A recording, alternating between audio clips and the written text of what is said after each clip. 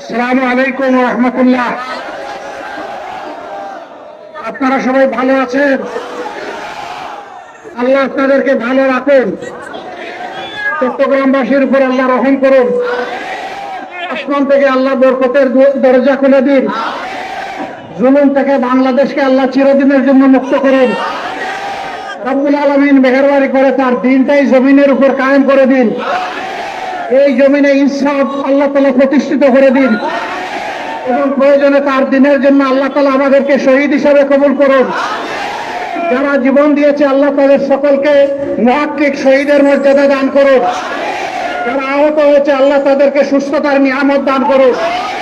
এখন থেকে আগামীতে ইনশাআল্লাহ বাংলাদেশের জনগণ জাতি, ধর্ম, বর্ণ নির্বিশেষে আমরা হাতে হাত মিলিয়ে ইনশাআল্লাহ ইনসাফের বাংলাদেশ আমরা গড়ব ইনশাআল্লাহ। ধন্যবাদ। আসসালামু আলাইকুম ওয়া রাহমাতুল্লাহ।